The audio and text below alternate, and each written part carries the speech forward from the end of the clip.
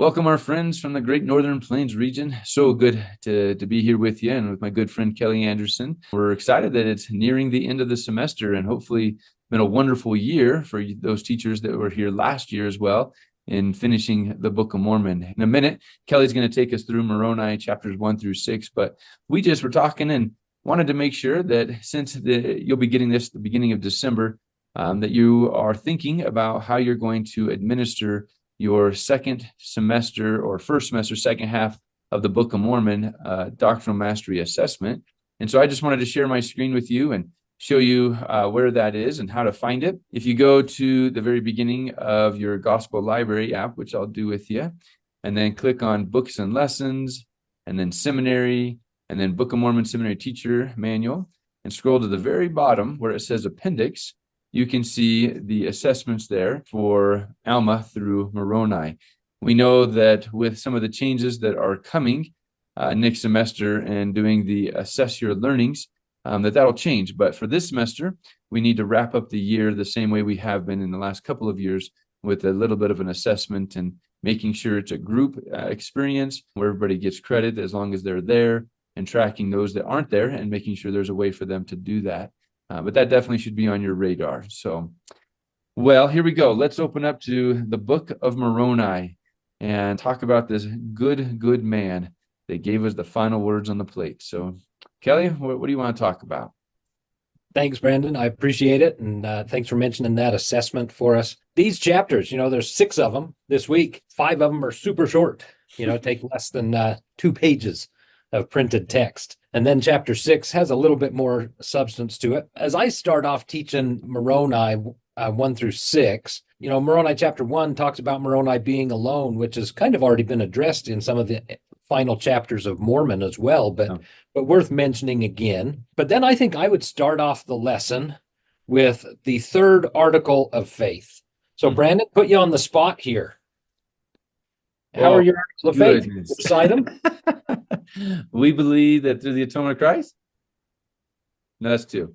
No, that's right. That's right. Oh, goodness. We believe that through the atonement of Christ, all mankind may be saved by obedience to the laws and ordinances of the gospel. Oh, man. And the crowd goes wild. Oh, it goes wild. You nailed it. Good job. Yeah, we believe that through the atonement of Christ, all mankind may be saved by obedience to the laws and ordinances of the gospel. Now, the reason why I think I would start here in Article of Faith number 3, which might seem an unlikely place to start with the Book of Moroni, is because these first few chapters really read kind of like a priesthood manual or a church handbook. Because I would then, after reviewing Article of Faith number 3, I'd have the students make a list, either on paper at their own desk, at the tables or whatever, or on the board of all the ordinances that they can come up with in the gospel, and have them put those lists. Because if we're saved through the atonement of Christ, and part of that is by obedience to the laws and ordinances of the gospel, it'd be a good idea if we know what those ordinances of the gospel are. Yeah, that's fun, Kelly. You might even expound on this once they get all the ordinances up, come up and now put stars on the ones that's referred to as the saving ordinances. Absolutely. I love that because in fact, I was going to mention, have them differentiate between those required for salvation and exaltation and those that are not required for our teachers, and then to explain to the youth also an easy way to remember which ones are required and which ones are not required for salvation is think of the ordinances that we do on behalf of our deceased ancestors in the temple. Yeah. And those ones are required for salvation. You'll notice we do not do baby blessings and naming of people in the temple. Yeah. And so as such, that's not required. But get a good idea of what these ordinances are. And then we can point out to our students that Moroni 2 through 5 really gives us a good idea of what these ordinances are. And like I said, it reads like a priesthood manual or a church handbook. And a lot of people can just skip over these and not pay much attention to them. But I think in the past few years, we've been given an opportunity to have a more unique discussion about the sacrament with our students. Because I would ask my students, I would pose the question and ask them what they learned about the sacrament from administering the sacrament in their homes during the COVID pandemic. It hasn't been that long ago. We're only about 3 years out from the time where we were not partaking of the sacrament in a chapel, but in our homes. Yeah. And I'd ask my students, what did that teach you?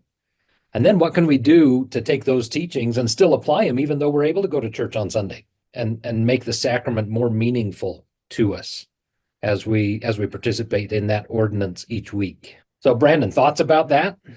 Yeah, and I was in a discussion just this last weekend with some youth, and it's amazing how many of them don't know the definition of even what an ordinance is and how it's different than a covenant. And so again, just with this discussion-based topic here, make sure they understand what an ordinance is. Take them to the resources, in the Gospel Library app that helps us understand what an ordinance is, how that's different than a covenant. Anyways, I just like that so much. I think it's really good. I think there's value in it, and helping people to take a minute to remember what we learned during the pandemic and then apply it to our sacrament meetings today. Maintain that meaningful experience that I think maybe people had more often back during the pandemic than they're having on a weekly basis in the chapel. Anyway, just a little discussion to be had on these short little chapters there at the beginning of Moroni. And if you didn't already, teachers, do this recommendation that was given a while ago. If you're going to have this discussion about the sacrament, why not go to the chapel? Most of you are teaching in a church. What a wonderful time to take a little field trip. And even if you've had discussions about the sacrament, now you can surround the table and just say, what have we learned this semester from the words in the Book of Mormon about the sacrament? And why is this such a sacred ordinance? It may not be a saving ordinance because it's not done for the dead, but it's saving for us that are alive, right? Just take a little field trip. It's a great idea. Great idea, Brandon. And just a thought, if you've got multiple classes going in the building, you might want to schedule the time perhaps so that you don't have multiple classes going in there when someone's trying to have a discussion and things like that too. Good point. But yeah, great idea. Great idea. All right. Well, then moving on to Moroni chapter 6.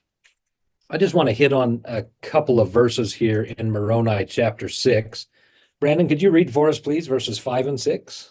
And the church did meet together oft to fast and to pray and to speak one with another concerning the welfare of their souls. And they did meet together oft to partake of bread and wine in remembrance of the Lord Jesus. Very good. This idea of meeting together oft to partake of the sacrament and to fellowship with the saints is such a powerful and necessary thing in our world today. There's a quote that's given in the seminary manual from President Oakes from a few years ago in General Conference. And I want to share that with us now. I took the next paragraph as well from his talk that wasn't in the teacher's manual, because I thought it was very fitting as well and fit here real well as we discuss with our students the importance of attending our sacrament and other church meetings. So the way I've set this up on this PowerPoint slide, if you can see the text there, but then we're going to have President Oakes read this for us.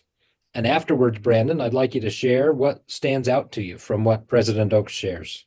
Okay. Some say that attending church meetings is not helping them. Some say, I didn't learn anything today, or no one was friendly to me, or I was offended. Personal disappointment should never keep us from the doctrine of Christ, who taught us to serve, not to be served. With this in mind, another member described the focus of his church attendance. Quote, years ago, I changed my attitude about going to church. No longer do I go to church for my sake, but to think of others. I make a point of saying hello to people who sit alone, to welcome visitors, to volunteer for an assignment. In short, I go to church each week with the intent of being active, not passive, and making a positive difference in people's lives. End of quote. President Spencer W. Kimball taught that, quote, we do not go to Sabbath meetings to be entertained or even simply to be instructed. We go to worship the Lord. It is an individual responsibility. If the service is a failure to you, you have failed. No one can worship for you. You must do your own waiting upon the Lord. So, Brandon, what stands out to you from President Oakes' remarks there? Everything.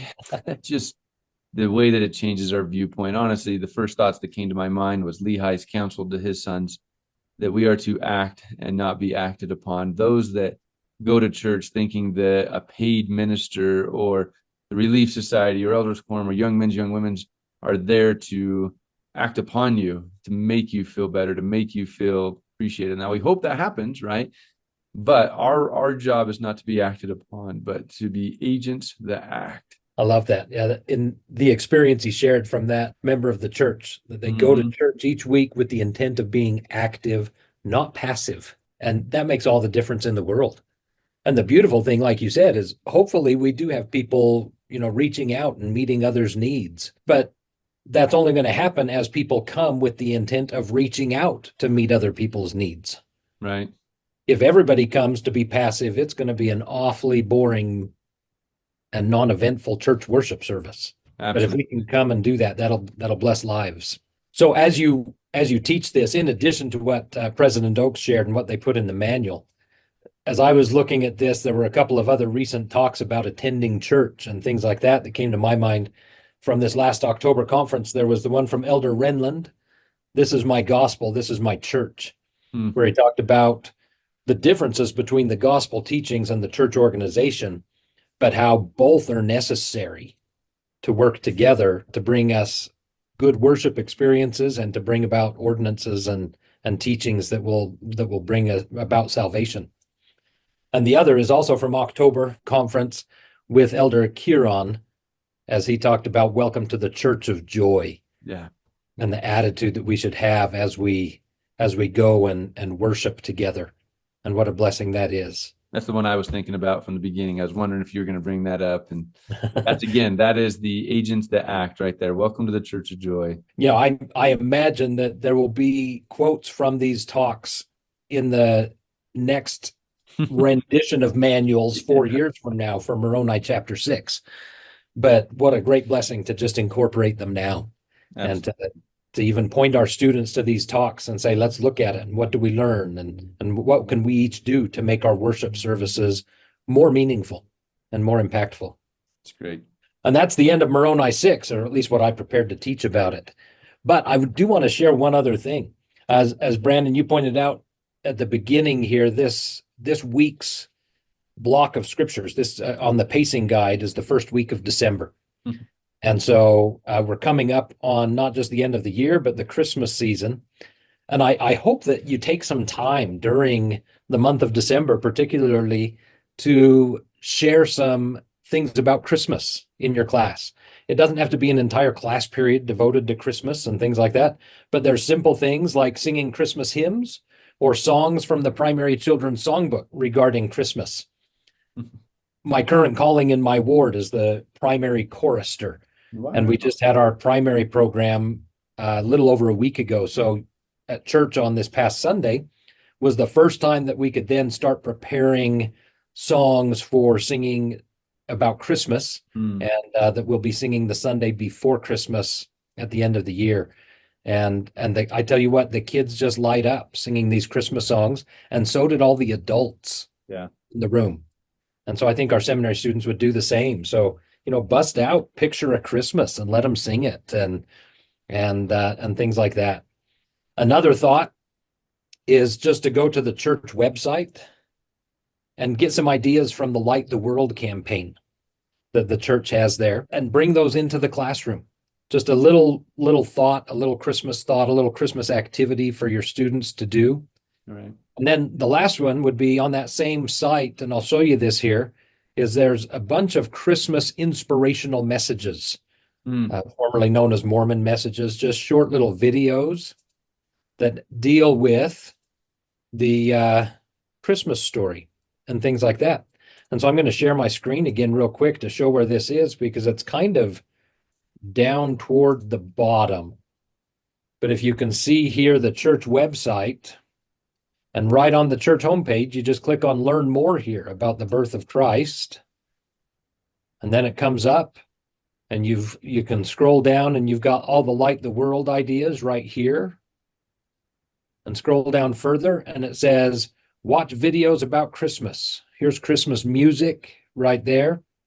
But if you come to watch videos about Christmas, There's messages from President Nelson, and then there's all these inspirational messages that just take 2 to 5 minutes at the most. Just a great way to bring a little bit of the Christmas spirit and a little bit of the spirit of Christ into our classroom to help our students recognize the religious side of the Christmas holidays, if you will. They get plenty of the other from everywhere else, but if we can give them more of the religious side, I think it would be a blessing. That's awesome. Thanks for that reminder. There's a lot of fun things from, and we're not recommending this, but it is fun to bring in some food and treats and hot chocolate and cookies and, making different things. It should be fun. It should be very Christ-centered and just opportunities to unite and engage and still have great discussions. Amen to that. And I hope that we can help people to share the joy of Christmas time.